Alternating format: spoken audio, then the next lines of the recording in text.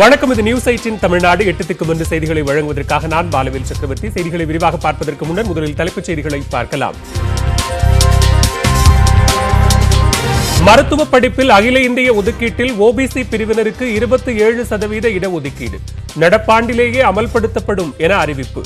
சமூக நீதி போராட்டத்திற்கு கிடைத்த வெற்றி என முதலமைச்சர் ஸ்டாலின் பெருமிதம்.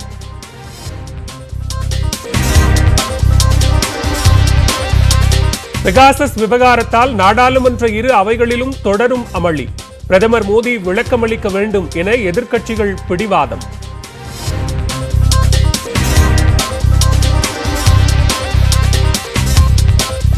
தமிழ்நாட்டில் மீண்டும் மெல்ல மெல்ல உயரும் கொரோனா தொற்று எண்ணிக்கை. சென்னை, செங்கல்பட்டு, கோவை, திருச்சி மாவட்டங்களில் அதிகரிக்கும் பாதிப்பு.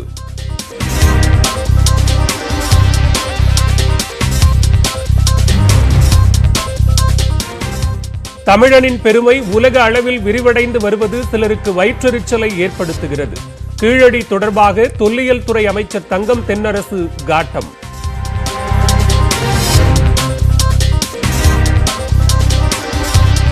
கேரளாவில் மீண்டும் அதிகரித்து 22,000 கடந்த ஒருநாள் கொரோனா பாதிப்பு.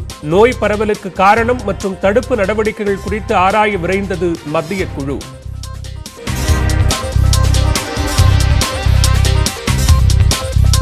ஜார்க்கண்ட் மாநிலத்தில் ஆட்டோவை மோதி நீதிபதியை கொலை செய்த அதிர்ச்சியூட்டும் சிசிடிவி காட்சி.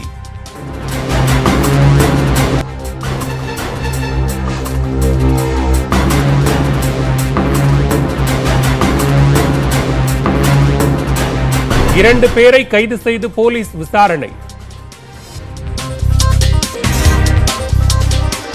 ஒலிம்பிக் குத்துச்சண்டை போட்டியில் பெரிதும் எதிர்பார்க்கப்பட்ட இந்தியாவின் மேரி கோம் அதிர்ச்சி தோல்வி.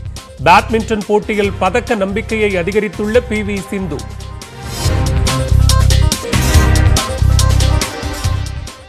மருத்துவ படிப்பில் அகில இந்திய ஒதுக்கீட்டில் இதர பிற்படுத்தப்பட்டோருக்கு 27 விழுக்காடு இடஒதுக்கீடு இந்த ஆண்டே வழங்கப்படும் என்று மத்திய அரசு தெரிவித்துள்ளது.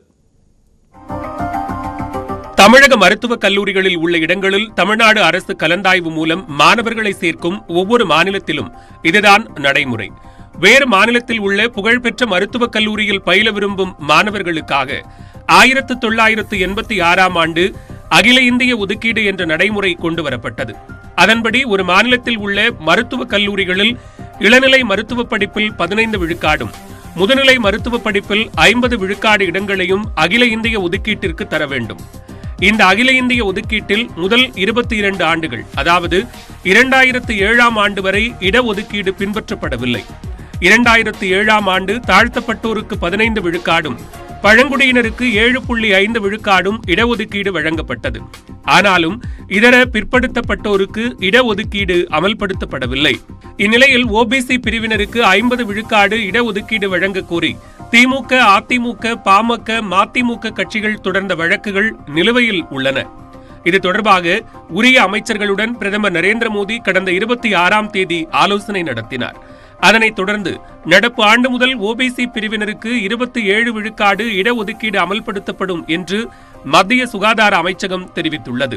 அதேபோன்று பொருளாதாரத்தில் நலிவடைந்த பிரிவினருக்கான 10 விழுக்காடு இடஒதுக்கீடும் அமலாகிறது. இதன் மூலம் ஓபிசி பிரிவில் MBBS படிப்பில் 1500 மாணவர்களும் முதுநிலை படிப்பில் 2500 மாணவர்களும் பலன் பெறுவர். இதேபோன்று பொருளாதாரத்தில் நலிவடைந்த பிரிவில் MBBS படிப்பில் 550 பேரும் முதுநிலை மருத்துவ படிப்பில் 1000 பேரும் பலனடைவார்கள் என்று மத்திய அரசு தெரிவித்துள்ளது. இதர பிற்படுத்தப்பட்ட மாணவர்களுக்கு 27 விழுக்காடு இடஒதுக்கீடு வழங்கும் முடிவு திமுகவின் சமூக நீதி போராட்டத்திற்கு கிடைத்த வெற்றி என்று முதலமைச்சர் மு க ஸ்டாலின் தெரிவித்துள்ளார். இது தொடர்பாக அவர் வெளியிட்டுள்ள அறிக்கையில் இடஒதுக்கீடு வழங்கும் மத்திய அரசின் முடிவு தமிழ்நாட்டுக்கு கிடைத்த வெற்றி என்று தெரிவித்துள்ளார். கடந்த ஆண்டு ஜூலை மாதத்தில் திமுக தொடர்ந்த வழக்கில்தான் அகில இந்திய தொகுப்புக்கு வழங்கப்படும் மருத்துவக் கல்வி இடங்களில் இதர பிற்படுத்தப்பட்ட பிரிவினருக்கு இடஒதுக்கீட்டு உரிமை உள்ளது என்ற வரலாற்று சிறப்புமிக்க தீர்ப்பை சென்னை உயர்நீதிமன்றம் வழங்கியதாக அவர் குறிப்பிட்டுள்ளார். திமுக ஆட்சி அமைந்தவுடன் கிடைத்துள்ள சமூக நீதி போராட்டத்தின் முதல் வெற்றியாக இடஒதுக்கீடு அமைந்துள்ளதாக அவர் கூறியுள்ளார். 69 விழுக்காடு இடஒதுக்கீட்டின்படி பிற்படுத்தப்பட்டோருக்கு 50 விழுக்காடு இடஒதுக்கீடு வழங்கப்பட வேண்டும் என்பதுதான் தங்களது அழுத்தமான உறுதியான கோரிக்கை என்றும் அத்தகைய முழுமையான சமூக நீதியை அடையும் வரை திமுக தலைமையிலான அரசு தொடர் நடவடிக்கைகளை எடுக்கும் என்றும் மு.க.ஸ்டாலின் தெரிவித்துள்ளார். மருத்துவ படிப்பில் அகில இந்திய ஒதுக்கீட்டில் இதர பிற்படுத்தப்பட்டோருக்கு 27 விழுக்காடு இடஒதுக்கீடு வழங்கப்படும் என்ற மத்திய அரசின் அறிவிப்புக்கு ஒட்டுமொத்த தமிழகத்திற்கு கிடைத்த வெற்றி என்று பாமக இளைஞரணி தலைவர் அன்புமணி ராமதாஸ் கூறியுள்ளார். பிற பிற்படுத்தப்பட்ட வகுப்பினரின் நலனுக்காக பாமகவின் நீண்டகால கோரிக்கை நிறைவேற்றப்பட்டிருப்பது மகிழ்ச்சி அளிப்பதாக கூறியுள்ள அன்புமணி, மருத்துவ படிப்புக்கான மாணவர் சேர்க்கையின் போது தமிழகத்தைச் சேர்ந்த மாணவர்கள் இந்தியாவில் எந்த கல்லூரியில் வாய்ப்பு கிடைத்தாலும் அதனை பயன்படுத்திக் கொள்ள வேண்டும் என்றும் கேட்டுக் கொண்டுள்ளார். மத்திய அரசின் முடிவு குறித்து கருத்து தெரிவித்துள்ள திமுக எம்பி வில்சன், இடஒதுக்கீட்டை கட்டாயம் அமல்படுத்த வேண்டும் என்று உச்சநீதிமன்றம் உத்தரவிட்டதை தொடர்ந்து மத்திய அரசு அமல்படுத்தியுள்ளதாக குறிப்பிட்டார். 69% இடஒதுக்கீடு வழங்க வேண்டும் என்ற உத்தரவில் முதல் நடவடிக்கையாக இது இருப்பதாகவும் வில்சன் கூறினார். உயர்நீதிமன்றத்தில் போட்ட உத்தரவின்படி 69% 1993 ஆக்டில் என்ன இருக்கோ அது கொடுக்கணும்னு தான் சொல்லியிருக்காங்க.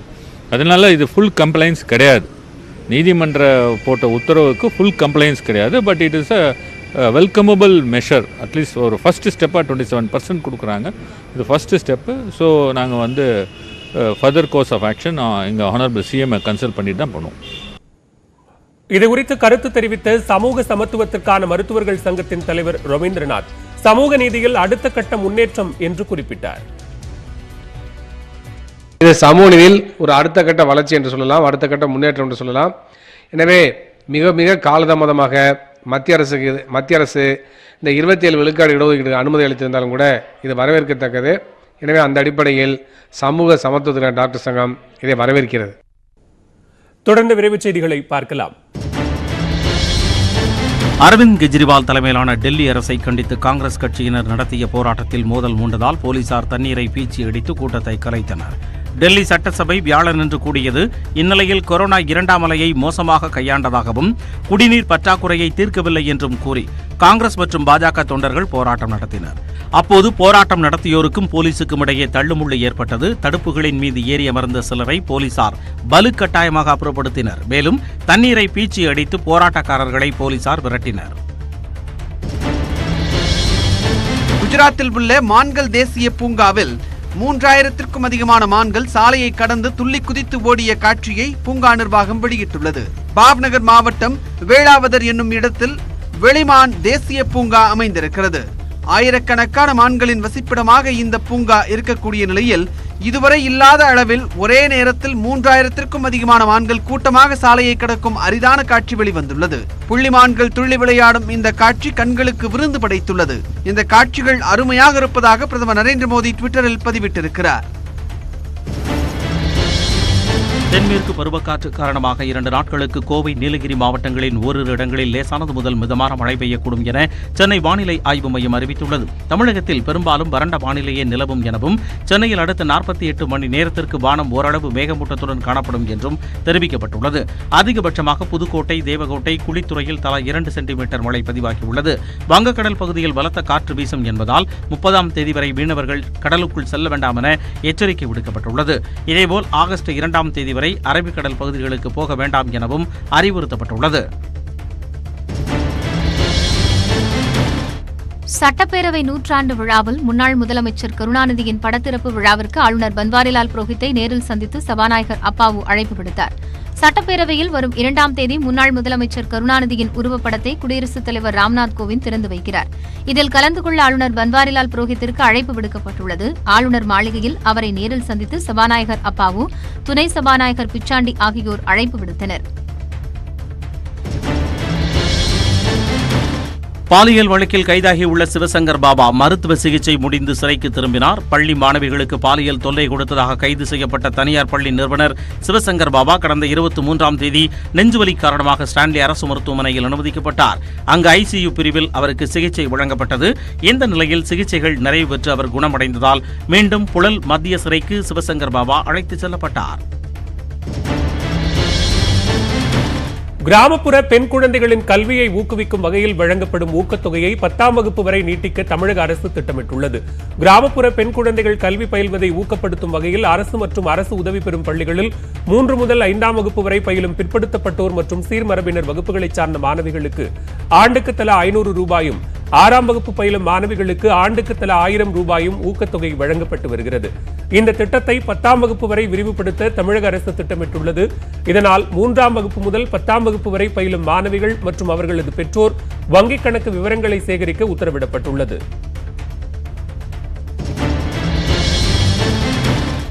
முட்டை விலை 20 காசுகள் குறைக்கப்படுவதாக தேசிய முட்டை ஒருங்கிணைப்பு குழு கூட்டத்தில் விலை நிர்ணயம் செய்யப்பட்டுள்ளது.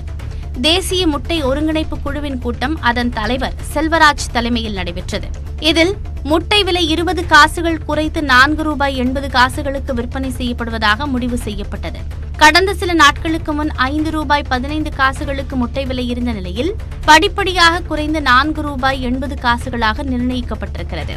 தமிழகத்தில் ஆடி மாதம் மற்றும் வட மாநிலங்களில் முட்டை தேவை குறைந்துள்ளதால் விலையும் குறைந்துள்ளது. ஸ்டெர்லைட் ஆலையில் ஆக்சிஜன் உற்பத்திக்கான காலக்கெடு வருகின்ற 31ஆம் தேதியுடன் முடிவடையும் நிலையில் தூத்துக்குடி மாவட்ட ஆட்சியர் அலுவலகத்தில் கலவரத்தை கட்டுப்படுத்தும் வாகனத்துடன் கூடுதலாக போலீசார் பாதுகாப்பு பணியில் ஈடுபட்டுள்ளனர். ஆக்சிஜன் உற்பத்திக்கான காலக்கெடுவை நீட்டிக்க வேண்டும் என்று தூத்துக்குடி ஸ்டெர்லைட் ஆலை தரப்பில் உச்சநீதிமன்றத்தில் மனு தாக்கல் செய்துள்ள நிலையில் இந்த மனுவின் மீது இதுவரை எந்தவித முடிவும் அறிவிக்கப்படவில்லை. இதனிடையே ஸ்டெர்லைட் ஆலையில் அனுமதியை மேலும் 6 மாதங்களுக்கு நீட்டிக்க வலியுறுத்தி தூத்துக்குடி கிராம மக்கள் ஆர்ப்பாட்டத்தில் ஈடுபட்டனர். நாட்டின் நலன் கருதி அனுமதியை நீட்டிக்க வேண்டும் என்று டிவிபுரம், சாமிநத்தம், ஐயனடப்பு, மீளவத்தான் கிராம மக்கள் பதாகைகளை ஏந்தி கோரிக்கை விடுத்தனர். பெண் IPS அதிகாரிக்கு பாலியல் தொந்தரவு கொடுத்த வழக்கில் முன்னாள் டிஜிபிக்கு எதிராக சிபிசிஐடி காவல்துறையினர் குற்றப்பத்திரிகை தாக்கல் செய்துள்ளனர். விழுப்புரம் மாவட்ட முதன்மை குற்றவியல் நடுவர் நீதிமன்றத்தில் 400 பக்க குற்றப்பத்திரிகை தாக்கல் செய்யப்பட்டுள்ளது. இந்நிலையில் முன்னாள் சிறப்பு டிஜிபி மீது நடவடிக்கை எடுக்க மத்திய உள்துறை அமைச்சகத்திற்கு தமிழக அரசு கடிதம் எழுதியுள்ளது. கடந்த பிப்ரவரி மாதம் அப்போதைய முதலமைச்சர் எடப்பாடி பழனிசாமியின் பாதுகாப்புக்காக சென்ற பெண் IPS அதிகாரிக்கு சிறப்பு டிஜிபி பாலியல் தொந்தரவு கொடுத்ததாக புகார் எழுந்தது. அந்த பெண் அதிகாரி புகார் அளித்ததை அடுத்து சிறப்பு டிஜிபி பணியிடை நீக்கம் செய்யப்பட்டார். மேற்குவங்க முதலமைச்சர் மம்தா பானர்ஜியை டெல்லியில் திமுக MP கனிமொழி சந்தித்து பேசினார். திரிணாமுல் காங்கிரஸ் MP அபிஷேக் பானர்ஜியின் வீட்டில் இந்த சந்திப்பு நடைபெற்றது. இது தொடர்பாக ட்விட்டரில் பதிவிட்டுள்ள கனிமொழி, தேர்தல் வெற்றிக்காக மம்தா பானர்ஜியை வாழ்த்தியதாக குறிப்பிட்டுள்ளார். மத்திய அரசுக்கு எதிராகவும் பாசிச சக்திகளுக்கு எதிரான போரில் மொத்த நாடும் ஒன்றுபட வேண்டியதன் அவசியம் குறித்தும் உரையாடியதாக அவர் தெரிவித்துள்ளார். முன்னதாக மத்திய அமைச்சர் நிதின் கட்கரியை சந்தித்த மம்தா பானர்ஜி மேற்குவங்க மாநிலத்தில் எலக்ட்ரிக் வாகன உற்பத்தி ஆலை தொடங்க வேண்டும் என கோரிக்கை விடுத்தார். இங்கிலாந்தில் வாட்ஸ்அப்பில் சாட்டிங் செய்து கொண்டே லாரியை இயக்கிய ஓட்டுநர் முன்னால் நின்று கொண்டிருந்த வாகனத்தின் மீது அதிவேகமாக மோதிய பரபரப்பு வீடியோ வெளியாகியுள்ளது. வாகனத்தில் சீட் பெல்ட் கூட அணியாத அந்த நபர் வாழைப்பழம் ஒன்றை சாப்பிட்டு தூக்கி வீசிவிட்டு அடுத்த நொடியே ஸ்மார்ட் போனை பார்க்க தொடங்கிவிட்டார். வாட்ஸ்அப் சாட்டிங்கில் மூழ்கிய ஓட்டுநர் முன்னால் நின்று கொண்டிருந்த ஒரு வாகனத்தை கவனிக்காமல் அதன் மீது பலமாக மோதினார். இதில் 4 பேர் படுகாயமடைந்தனர். ஆபத்தான வகையில் வாகனத்தை ஓட்டிய ஓட்டுநருக்கு 3 ஆண்டுகள் சிறை தண்டனை விதிக்கப்பட்டுள்ளது.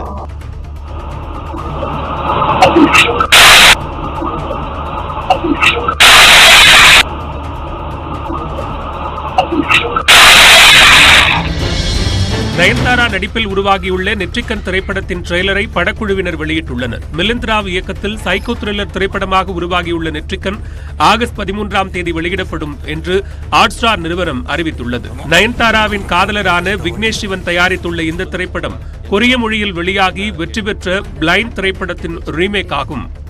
ஆக்சலரேட் பண்ண ஆரம்பிச்சோம். தட்டுன்னு ஒரு சத்தம். ஃப்ரண்ட் கண்ணாடி கிராக் ஆயிடுச்சு. சென்னையில் கடந்த வாரம் 2 இளம்பெண்கள் காணாமல் போனதை முன்னிட்டு காவல்துறையினர் தேடி வருகின்றனர். டாக்ஸிலாம் இல்ல, அது நார்மல் கருப்பு கலர் கார் தான். கண்டிப்பா அது டாக்ஸி தான். எனக்கு தெரியாதா? ஆமா தெரியாது. என்னால பார்க்க முடியலன்னா கூட நிறைய விஷயம் தெரிஞ்சுக்க முடியும். நடப்பு கல்வியாண்டில் தனியார் பள்ளிகளில் கட்டண வசூல் தொடர்பாக நாளை உத்தரவு பிறப்பிக்கப்படும் என்று சென்னை உயர்நீதிமன்றம் அறிவித்துள்ளது. கொரோனா ஊரடங்கு காரணமாக தனியார் பள்ளிகள் கட்டணம் வசூலிக்க கடந்த ஆண்டு தமிழக அரசு தடை விதித்தது. இந்த உத்தரவை எதிர்த்து தனியார் பள்ளிகள் சார்பில் சென்னை உயர்நீதிமன்றத்தில் வழக்கு தொடரப்பட்டது. இந்த வழக்கை விசாரித்த நீதிமன்றம் 75% கட்டணத்தை 2 தவணைகளாக வசூலித்துக் கொள்ள அனுமதி அளித்து உத்தரவிட்டது.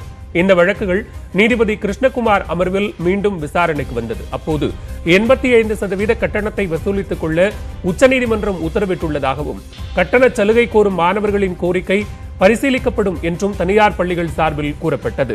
தமிழக அரசு தரப்பில் ஆஜரான தலைமை வழக்கறிஞர் உயர்நீதிமன்றம் கடந்த ஆண்டு பிறப்பித்த உத்தரவின் அடிப்படையிலேயே நடப்பாண்டும் கட்டணம் வசூலிக்க அனுமதி அளித்து கடந்த 5ஆம் தேதி சுற்றறிக்கை பிறப்பிக்கப்பட்டுள்ளதாக தெரிவித்தார். மேலும் உச்சநீதிமன்ற உத்தரவு தமிழகத்திற்கு பொருந்தாது என்றும் தமிழகத்தை பொறுத்தவரை கட்டண நிர்ணய குழு அளித்த பரிந்துரைகளை அரசு பரிசீலிக்கும் என்றும் தலைமை வழக்கறிஞர் தெரிவித்தார். அனைத்து தரப்பு வாதங்களையும் கேட்ட நீதிபதி கட்டணம் தொடர்பான உத்தரவு நாளை பிறப்பிக்கப்படும் என்று அறிவித்தார்.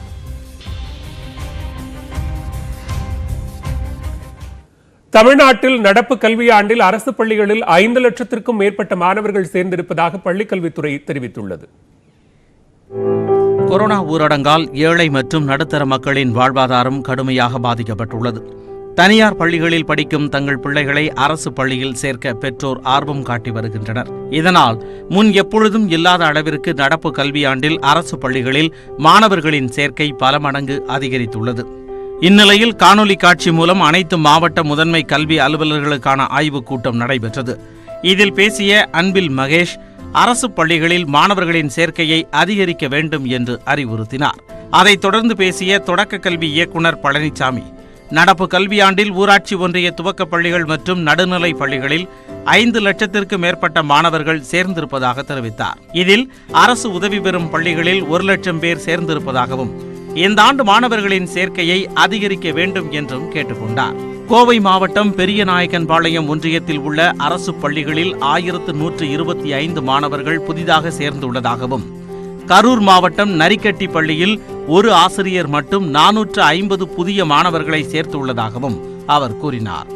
அதேபோன்று மற்ற மாவட்டங்களில் உள்ள ஆசிரியர்கள் பெற்றோர்களை அணுகி மாணவர்களை ஊக்குவித்தும் சேர்க்கையை அதிகரிக்க வேண்டும் என்று கேட்டுக்கொண்டார். தனியார் பள்ளிகளில் பயிலும் மாணவர்கள் கல்வி கட்டணம் செலுத்த முடியாத சூழ்நிலையில் அவர்கள் அரசு பள்ளியை நாடுவதாகவும், அவ்வாறு வரும் மாணவர்களை அரசு பள்ளியில் சேர்த்துக் கொள்ள வேண்டும் என்றும் தொடக்க கல்வி இயக்குநர் அறிவுறுத்தினார். அரசு பள்ளிகளில் சேரும் மாணவர்கள் எண்ணிக்கை கடந்த 2 ஆண்டுகளாக அதிகரித்து வருகிறது. அதாவது 2018-19 கல்வியாண்டில் புதிதாக 8000 மாணவர்கள் அரசு பள்ளிகளில் சேர்ந்துள்ளனர். அதற்கு அடுத்த ஆண்டில் 10,000 மாணவர்கள் கூடுதலாக அரசு பள்ளிகளில் இணைந்தனர். கடந்த கல்வியாண்டில் 1 முதல் 12ஆம் வகுப்பு வரை வழக்கத்தை காட்டிலும் 1 லட்சம் மாணவர்கள் அரசு பள்ளிகளை தேர்வு செய்தனர். வழக்கமாக ஆண்டுக்கு 12 லட்சம் மாணவர்கள் அரசு பள்ளிகளில் பயிலும் நிலையில் அது கடந்த கல்வியாண்டில் 13 லட்சமாக அதிகரித்தது.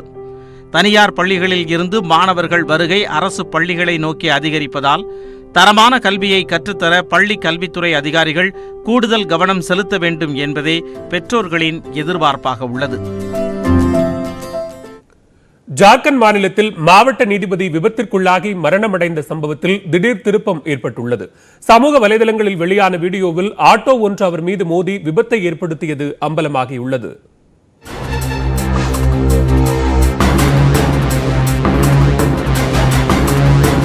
ஜார்க்கண்ட் மாநிலம் தன்பாத் மாவட்ட அமர்வு நீதிமன்றத்தில் நீதிபதியாக பணியாற்றுபவர் உத்தம் ஆனந்த் புதன்கிழமையன்று அதிகாலை 5 மணிக்கு வழக்கம் போல் தனது குடியிருப்பு அருகில் உள்ள பிரதான சாலையில் நடைபயிற்சி மேற்கொண்டார்.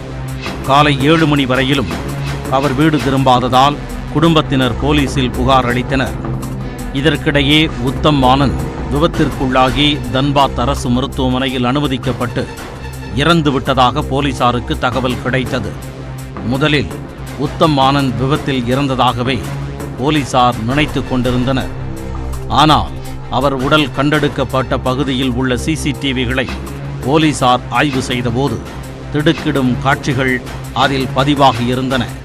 சாலையின் ஓரமாக நீதிபதி ஜாக்கிங் செய்து கொண்டிருந்ததும் அப்போது அந்த வழியாக வந்த ஆட்டோ ஒன்று அவர் மீது வேகமாக மோதிவிட்டு நிற்காமல் சென்றதும் சிசிடிவியில் பதிவாகியிருந்தது.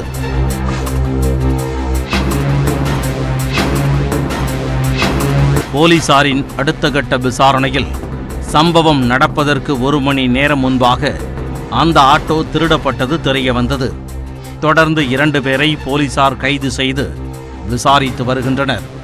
உத்தரப்பிரதேச மாநிலத்தின் மிகப்பெரிய தாதாவான அமன் சிங் என்பவரின் கும்பலைச் சேர்ந்த 2 ரவுடிகள் சமீபத்தில் ஜாமீன் கோரி தன்பாத் மாவட்ட அமர்வு நீதிமன்றத்தில் முறையிட்டிருந்தனர்.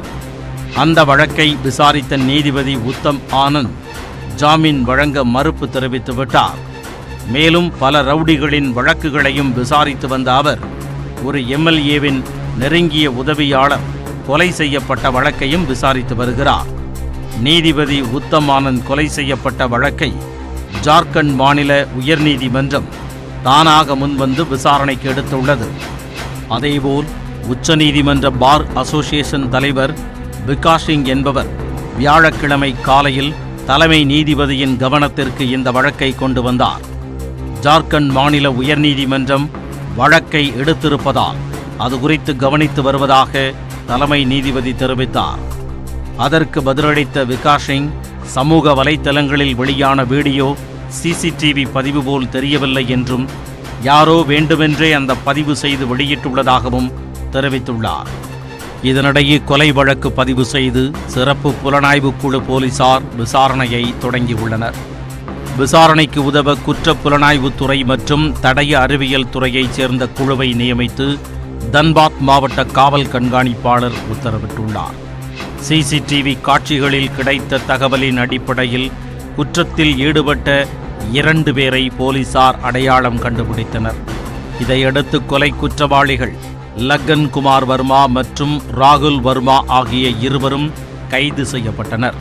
அவர்களிடம் இருந்து ஆட்டோ பறிமுதல் செய்யப்பட்டது. அவர்களிடம் நடத்தப்பட்ட விசாரணையில் இருவரும் குற்றத்தை ஒப்புக்கொண்டதாக போலீசார் தெரிவித்தனர்.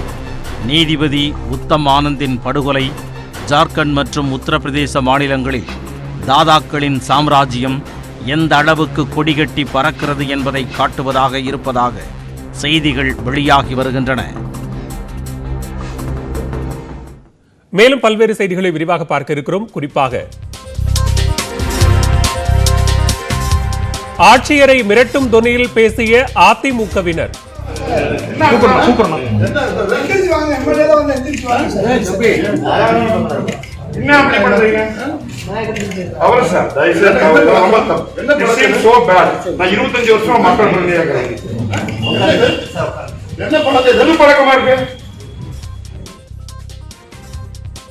விவரம் அறியலாம் இடைவேளைக்கு பிறகு.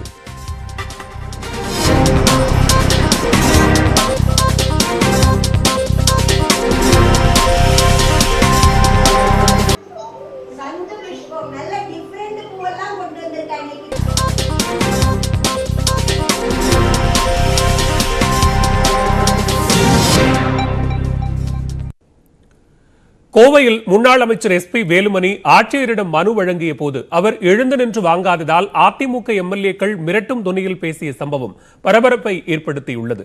கோவையில் தடுப்பூசி மையங்களை அதிகரிக்க வேண்டும், அரசு விழாக்களுக்கு அதிமுக சட்டமன்ற உறுப்பினர்களை அழைக்க வேண்டும் என்பது உள்ளிட்ட கோரிக்கைகள் தொடர்பான மனுவுடன் முன்னாள் அமைச்சர் SP வேலுமணி, அதிமுக சட்டமன்ற உறுப்பினர்கள் பொள்ளாச்சி ஜெயராமன், செல்வராஜ் உள்ளிட்டோர் ஆட்சியர் அலுவலகம் சென்றனர். மனுவை முன்னாள் அமைச்சர் SP வேலுமணி ஆட்சியர் சமீரனிடம் வழங்கிய போது அவரது இருக்கையில் அமர்ந்தபடி மனுவை வாங்கினார். அப்போது அதிமுக சட்டமன்ற உறுப்பினர்கள் பொள்ளாச்சி ஜெயராமன், செல்வராஜ் ஆகியோர் எழுந்து நின்று மனுவை வாங்குமாறு ஆட்சியரிடம் மிரட்டும் தொனியில் கூறினர். பின்னர் ஆட்சியர் எழுந்து நின்று மனுவை வாங்கினார்.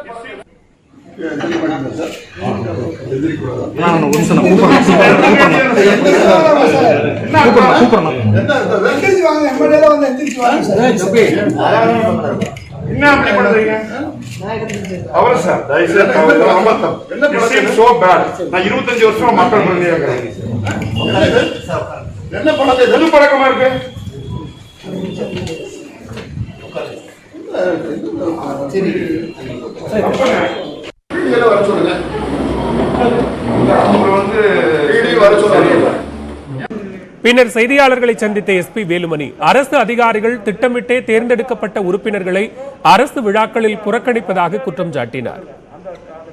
பல்வேறு நேரங்களிலே கோவை மாவட்டம் முழுவதும் மக்களால் தேர்ந்தெடுக்கப்பட்ட பிரதிநிதிகளை புறக்கணித்து இன்றைக்கு சில ஆளுங்கட்சிக்காரர்கள் நேரடியாக எந்த பதவியும் இல்லாமல் நேரடியாக சென்று அரசு பணிகளிலே, குறிப்பாக பூமி பூஜை, கட்டடம் திறப்புலா போன்ற பணிகள் எல்லாம் ஈடுபடக்கூடிய சூழ்நிலை இருக்கிறது. அதை தவிர்க்கப்பட வேண்டும்.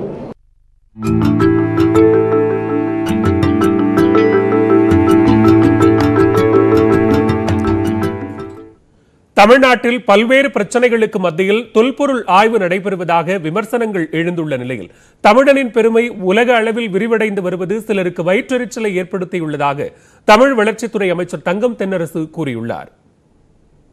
தமிழர்களின் பழங்கால வரலாற்றை அறிந்து கொள்வதற்காக சிவகங்கை மாவட்டத்தில் உள்ள கீழடி, கொந்தகை, மணலூர், அகரம் உள்ளிட்ட பகுதிகளில் அகழாய்வு பணிகள் நடைபெற்று வருகின்றன. இந்நிலையில் தமிழகத்தில் பல பிரச்சனைகளுக்கு மத்தியில் கண்ட இடங்களில் தொல்பொருள் ஆய்வை அரசு மேற்கொண்டுள்ளதாக கட்டுரை வெளியாகியுள்ளது. தமிழரின் வரலாற்றையும் கலாச்சாரத்தையும் தோண்டி எடுப்பதன் மூலம் தற்போதைய வாழ்வின் பிரச்சனை தீர்ந்துவிடுமா என்றும் அதில் கேள்வி எழுப்பப்பட்டுள்ளது. இதுகுறித்து கருத்து தெரிவித்துள்ள தமிழ் வளர்ச்சித்துறை அமைச்சர் தங்கம் தென்னரசு தமிழர்களின் பண்பாட்டை கொச்சைப்படுத்துவதை கடுமையாக கண்டிப்பதாக கூறினார். தமிழினின் பெருமை உலகளாவிய வருவதிலே சிலருக்கு வயிறு எரிகிறது. அந்த வயிறு நன்றாக எரியட்டும். நான் அவர்களுக்கெல்லாம் சொல்வது, நீங்கள் நன்றாக வயிறு எரிவதை பற்றி எங்களுக்கெல்லாம் கவலை இல்லை. நாங்கள் தொடர்ந்து இந்த அகழ்வாய்வுகளை மேற்கொள்வோம். தமிழின் பெருமையை, தமிழரின் பெருமையை, தமிழ் நாகரிகத்தின் தொன்மையை நாம் அடைந்திருக்கக்கூடிய சான்றுகளின் வாயிலாக அறிவியல் பூர்வமாக பண்பாட்டு தளத்திலே நாங்கள் தொடர்ந்து அதை நிறுவுவோம். இந்நிலையில் கீழடி அகழ்வாராய்ச்சி பணிகளுக்கு 7 ஆண்டுகளுக்கு துரோகம் இழைக்கப்பட்டாலும் அகழாய்வு பணிகள் வெற்றிகரமாக நடைபெற்று வருவதாக மதுரை மக்களவை தொகுதி உறுப்பினர் சு வெங்கடேசன் தெரிவித்துள்ளார். பழமையான நாகரிகத்திற்கான வரலாற்று ஆதாரம் கிடைப்பது சிலரை தொந்தரவு செய்வதாகவும் அவர் கூறினார். இந்தியாவில் மிக தெளிவான ஒரு நாகரீகத்திற்கான எழுத்துப்பூர்வமான சான்று சங்க இலக்கியம் நம்மகிட்ட இருக்கிற பொழுது வரலாற்று சான்று அவ்வளவு ஆதாரங்கள் நமக்கு கிடைக்குது. இது இவர்களை தொந்தரவு செய்கிறது. இவர்கள் இந்தியாவினுடைய நாகரீகம் என்பது ஒற்றை நாகரீகம், சரஸ்வதி நாகரீகம், வேத நாகரீகம், வேத கலாச்சாரம் தான் இந்தியாவின் கலாச்சாரம். அப்ப தாங்கள் நினைக்க விரும்புகிற ஒரு வரலாற்றை, ஒரு நாகரீகத்தை அவர்கள் நிலைநிறுத்துகிற அதே நேரத்தில் அதுக்கு எதிராக இருப்பதை அழிப்பது, அவமானப்படுத்துவது, அதை கண்டுகொள்ளாமல் விடுவது என்பது காலகாலமாக இவர்கள் செய்கிற வேலை. கீழடி உள்ளிட்ட பகுதிகளில் நடைபெறும் அகழாய்வின் மூலம் 2600 ஆண்டுகள் பழமையான தமிழர்களின் நாகரீக மற்றும் வாழ்வியல் தொடர்புடைய 12,000ற்கு மேற்பட்ட பொருட்கள் கிடைத்துள்ளதாக எழுத்தாளர் ஆ. முத்துகிருஷ்ணன் குறிப்பிட்டுள்ளார்.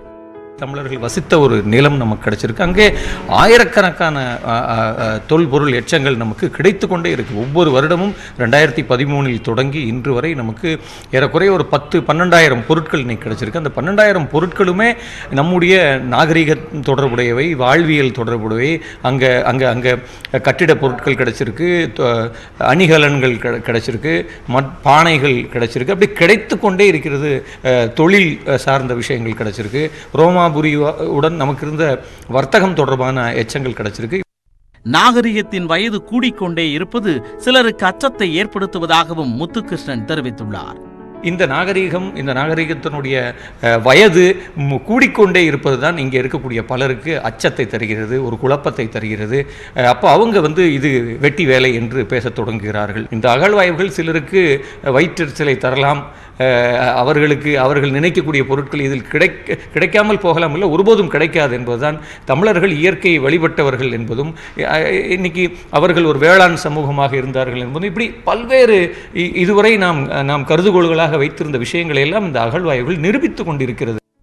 இந்நிலையில் கீழடி மற்றும் சிவகலை பகுதிகளை சங்ககால வாழ்விட பகுதியாக அறிவித்து திறந்தவெளி அருங்காட்சியகங்களை உருவாக்க வேண்டும் என்று தமிழ்நாடு முதலமைச்சருக்கு சு வெங்கடேசன் கடிதம் மூலம் கோரிக்கை விடுத்துள்ளார்.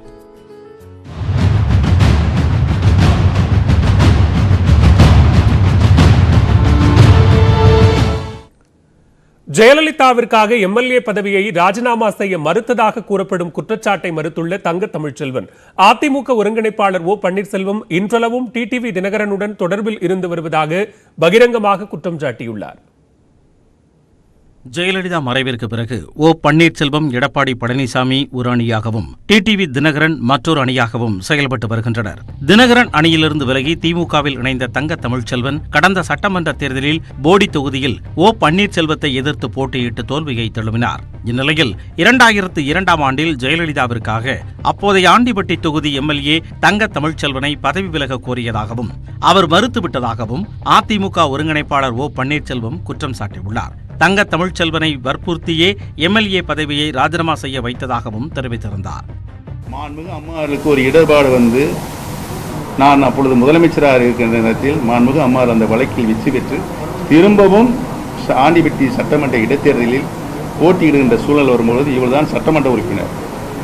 சட்டமன்ற உறுப்பினர் அவர் ராஜினாமா செய்ய மறுத்தார். இன்றைக்கு நான் சொல்கிறேன், இதுவரைக்கும் நான் சொல்லவில்லை, மறுத்தார். விடிய விடிய விடிய விடிய பேசி நாங்கள் ஒப்புக்கொள்ள வைத்தோம்.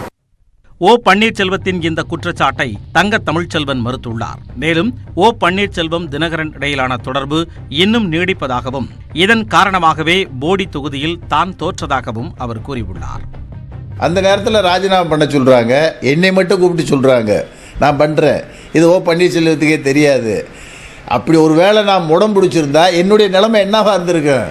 இதை கூட புரிஞ்சுக்கிறாம திரு ஓ பன்னீர்செல்வம் இப்படி ஒரு அபத்தமான ஒரு தவறை சொல்கிற ஒரு பொய்யை சொல்கிறான்னு சொன்னால், போடி தொகுதியில் 2 மாதமாக நான் பாடுபட்ட அந்த செயல்பாடு அவர் மனசை உறுத்திருக்கு. அம்மா இருக்கும்போதே சசிகலாவுக்கு ஆதரவாக போய் இந்த கட்சியை காட்டி கொடுத்தது ஓ பன்னீர்செல்வம். இன்னைக்கு டிடிவி தினகரனோட ஓபிஎஸ்க்கு தொடர்பு இருக்குது. பல செய்திகளை இன்னும் மேடைகளில் நான் பேச வேண்டிய வரும். தைரியம் இருந்தால் அதை என்னுடைய பேச்சுக்கு பதில் சொல்லட்டும். டிடிவி தினகரனுடன் ஓ பன்னீர்செல்வம் ரகசிய தொடர்பில் இருக்கிறார் என உண்மைக்கு புறம்பான தகவலை தங்க தமிழ்ச்செல்வன் பொதுவெளியில் பேசியிருப்பதாக அதிமுக கலை இலக்கிய அணி செயலாளர் வைகை செல்வன் கண்டனம் தெரிவித்துள்ளார். அருமையண்ணன் ஓபிஎஸ் அவர்கள் இந்த இயக்கத்திற்காக தன்னையே அர்ப்பணித்து வருகிறவர்.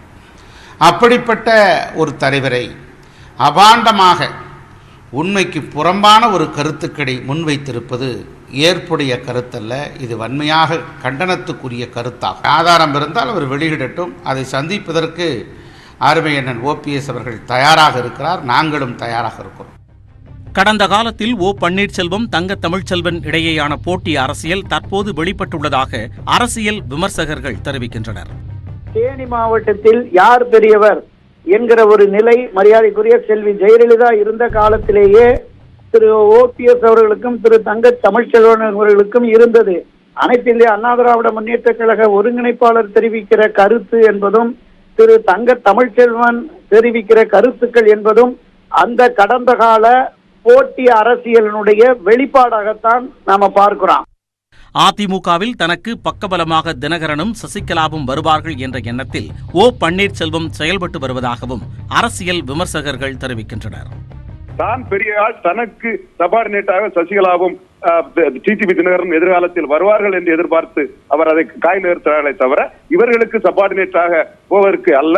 இது கடந்த காலத்தின் கைதிகளாக நிகழ்காலத்திற்கு வர முடியாதவர்களால் பரப்பப்படக்கூடிய ஒரு செய்தி. இது உண்மையிலே பன்னீர்செல்வம் நிச்சயமாக பேசியிருப்பார். தன் நன்மைக்காக எதிர்காலத்தில் தனக்கு ஒரு பலமாக டிடிவி தினகரன் வர வேண்டும் என்ற அடிப்படையில் பேசியிருப்பார் என்று கருதுகிறேன். பன்னீர்செல்வம் அப்படி பேசக்கூடிய அரசியல்வாதி தான். ஜெயலலிதாவுக்காக பதவியை ராஜினாமா செய்ய மறுத்ததாக தங்க தமிழ்ச்செல்வனை குற்றம் சாட்டும் ஓ பன்னீர்செல்வம் ஜெயலலிதாவின் கொள்கை முடிவை மீறி பாஜகவுடன் கூட்டணி அமைத்தது ஏன் என்று அதிமுக முன்னாள் நிர்வாகி புகழேந்தி கேள்வி எழுப்புகிறார். எனது அருமை அண்ணன் ஓபிஎஸ் அவர்களை கேட்கிறேன். அம்மா அவர்கள் ஆணையை தாமதப்படுத்திய தங்க தமிழ்ச்செல்வனை பார்த்து கேட்கின்ற உங்களை பார்த்து நான் அன்போடு கேட்கிறேன். நான் ஒரு தவறை செய்துவிட்டேன். எந்த காலகட்டத்திலும் பாரதிய ஜனதா கட்சியோடு கூட்டணி இல்லை என்று புரட்சி தலைவி அம்மா ஆணையிட்டார்களே, அதை எப்படி மறந்தீர்கள் நீங்கள்? அவர்களோடு எப்படி கூட்டணி வைத்துக் கொண்டீர்கள் நீங்கள்? ஜெயலலிதா இருந்தபோதே சசிகலாவின் ஆதரவாளராக ஓ பன்னீர்செல்வம் செயல்பட்டு வந்துள்ள நிலையில் அவர் மீது தங்க தமிழ்ச்செல்வன் முன்வைத்துள்ள குற்றச்சாட்டு அதிமுகவினரிடையே குழப்பத்தை ஏற்படுத்தியுள்ளது. ஆண்டிப்பட்டி தொகுதியில் ஜெயலலிதா போட்டியிட்டது குறித்து ஓபிஎஸும் தங்க தமிழ்ச்செல்வனும் மாறி மாறி கூறி வரும் நிலையில் அப்போது நடந்தது என்ன என்பதை பார்க்கலாம். 1991ஆம் ஆண்டு காங்கிரசுடன் கூட்டணி அமைத்து முதன்முறையாக முதலமைச்சர் பதவியை கைப்பற்றிய ஜெயலலிதா மீது பல்வேறு ஊழல் வழக்குகள் போடப்பட்டன. அதில் கொடைக்கானல் பிளசன்ட் ஸ்டே ஓட்டலுக்கு அனுமதி வழங்கியதில் முறைகேடு என்ற வழக்கம் ஒன்று. இதில் 2000ஆவது ஆண்டு பிப்ரவரி மாதத்தில் ஜெயலலிதாவிற்கு ஓராண்டு சிறை தண்டனை விதிக்கப்பட்ட நிலையில் சட்டவிரோதமாக டான்சி நிலத்தை வாங்கியது தொடர்பான வழக்கிலும் அதே ஆண்டில் ஜெயலலிதாவுக்கு 3 ஆண்டு சிறை தண்டனை விதிக்கப்பட்டது. இதனால் 2001ஆம் ஆண்டு நடைபெற்ற சட்டமன்ற தேர்தலில் போட்டியிட முடியவில்லை. இருப்பினும் அந்த தேர்தலில் அதிமுக தனிப்பெரும்பான்மையுடன் ஆட்சியை கைப்பற்றியதால் எம்எல்ஏ ஆகாமலே முதலமைச்சர் பொறுப்பை ஏற்றுக்கொண்டார் ஜெயலலிதா. அவருக்கு 2001ஆம் ஆண்டு மே 14ஆம் தேதி அப்போதைய ஆளுநர் பாத்திமா பீவி பதவி பிரமாணம் செய்து வைத்தார். இந்நிலையில் ஜெயலலிதா முதலமைச்சர் பதவி ஏற்றது அரசியல் சாசனத்திற்கு விரோதமானது என உச்சநீதிமன்றம் தீர்ப்பு வழங்கியதால் 2001 அக்டோபர் 9ஆம் தேதியன்று பதவி பறிக்கப்பட்டது. இதனால் வருவாய்த்துறை அமைச்சராக இருந்த ஓ பன்னீர்செல்வத்தை முதலமைச்சராக்கினார். அடுத்த சில மாதங்களில் நான்சி வழக்கிலிருந்து ஜெயலலிதாவை உயர்நீதிமன்றம் விடுதலை செய்தது. இதனால் இடைத்தேர்தலை நடத்தியதில் எம்எல்ஏவாக வெற்றி பெற்று முதலமைச்சர் பதவியேற்க முடிவு செய்தார் ஜெயலலிதா. எந்த தொகுதியில் போட்டியிடலாம் என யோசித்தவருக்கு தோன்றியது ஆண்டிப்பட்டி தொகுதிதான். 1977ஆம் ஆண்டு முதல் அதிமுகவின் கோட்டையாக இருப்பதோடு 1984ஆம் ஆண்டு தேர்தலில் எம்ஜிஆரும் வெற்றி பெற்ற அந்த தொகுதியிலேயே போட்டியிட முடிவு செய்தபோது அங்கு அப்போது எம்எல்ஏவாக இருந்தவர் தங்க தமிழ்ச்செல்வன். ஜெயலலிதா அங்கு போட்டியிட முடிவு செய்தவுடன் எம்எல்ஏ பதவியை தங்க தமிழ்ச்செல்வன் ராஜினாமா செய்தார். அதைத் தொடர்ந்து நடைபெற்ற இடைத்தேர்தலில் போட்டியிட்ட ஜெயலலிதா 41,000 வாக்குகள் வித்தியாசத்தில் வெற்றி பெற்று 2002ஆம் ஆண்டு மீண்டும் முதலமைச்சர் பதவியை ஏற்றார். இதன் அடிப்படையிலேயே தங்க தமிழ்ச்செல்வனுக்கு மாநிலங்களவை உறுப்பினர் பதவி வழங்கப்பட்டதாக கூறுகிறார் மூத்த பத்திரிகையாளர் ஷியாம். தங்க தமிழ்செல்வன் ஜெயலலிதா அவர்களுக்காக உடனடியாக ராஜினாமா செய்தார் என்பதுதான் உண்மை. மேலும் அவர் அதற்காக ராஜ்யசபா எம்பியாகவும் ஆக்கப்பட்டார். இதுவும் அனைவருக்குமே தெரிந்த விஷயம்தான். எனவே ஓபிஎஸ் அவர்கள் இப்படி ஒரு குற்றச்சாட்டை ஏன் சுமத்துகிறார் என்று உண்மையிலேயே எனக்கு தெரியவில்லை. வரலாற்று சாட்சிகள் இதற்கு நிறைய பேர் இருக்கிறார்கள். மேலும் ஓபிஎஸ் தங்க தமிழ்ச்செல்வன் இடையிலான பனிப்போர் அனைவருக்கும் தெரியும் என்றும் தினகரனுடைய கட்சியிலிருந்து விலகிய தங்க தமிழ்ச்செல்வன் அதிமுகவில் இணைய முயற்சித்த போது அதற்கு ஓபிஎஸ் தடையாக இருந்ததாகவும் பத்திரிகையாளர் ஷியாம் தெரிவித்துள்ளார். மேலும் பல்வேறு செய்திகளை விரிவாக பார்க்கலாம் இடைவேளைக்கு பிறகு.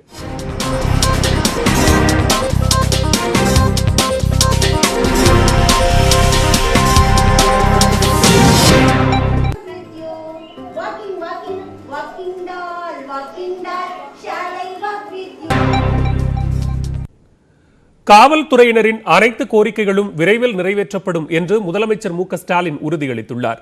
தொழில்நுட்ப வளர்ச்சியால் இணையதள குற்றங்கள் அதிகரித்துள்ளதாகவும் அவர் கவலை தெரிவித்துள்ளார்.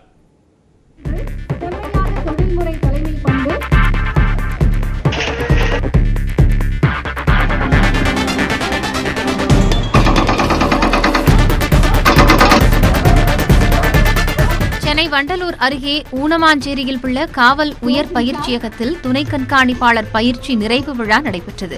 இந்த நிகழ்ச்சியில் கலந்து கொண்ட முதலமைச்சர் மு க ஸ்டாலின் காவல்துறையினரின் அணிவகுப்பு மரியாதையை ஏற்றுக்கொண்டார். ஆளுநர்களை பயிற்றுவிக்கும் பயிற்சி பள்ளியாக இருந்தது. இந்த பயிற்சி ஆட்டத்தில் பிரத்யேகமான சுற்றுச்சூழல், சிறந்த உட்கட்டமைப்பு வசதி, அறிவு, செம்மையான தொழில்முறை தலைமை பண்பு, பயிற்சி முடித்த 86 பேருக்கு பயிற்சிக்கான சான்றிதழ் மற்றும் பதக்கங்களை முதலமைச்சர் வழங்கினார்.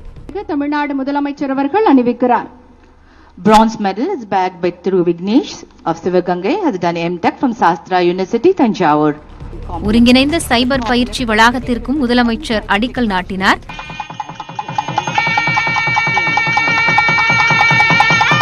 தமிழக டிஜிபி சைலேந்திரபாபு உறுதிமொழி வாசிக்க பயிற்சியை நிறைவு செய்த காவல்துறை கண்காணிப்பாளர்கள் உறுதிமொழியை ஏற்றுக்கொண்டனர்.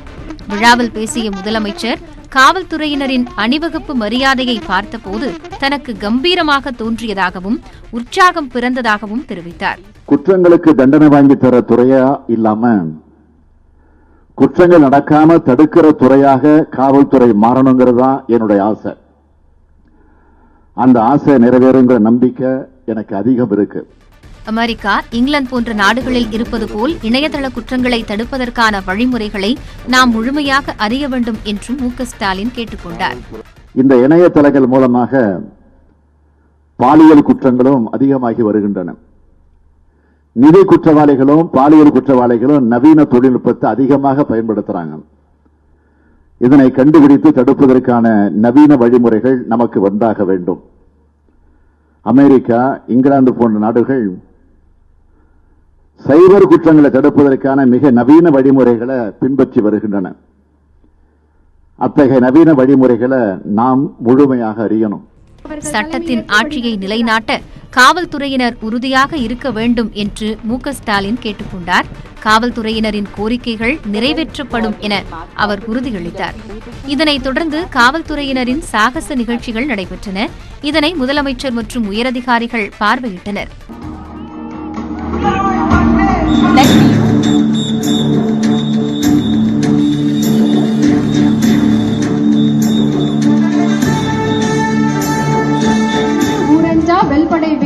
வெறுக்கையுள் எல்லாம் தலை. தரைப்படை, கப்பல் படை, விமானப்படை, காவல்துறை என நாட்டை காப்போம்.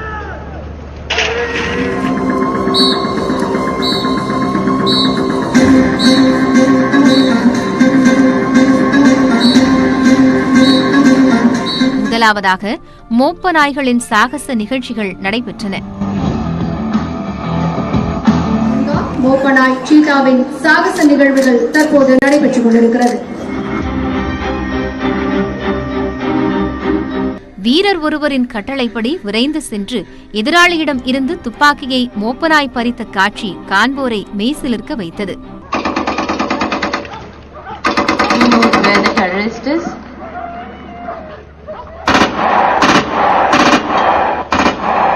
அதைத் தொடர்ந்து வீரர்களின் சாகசங்களும் தற்காப்பு கலை பயிற்சியும் இடம்பெற்றது.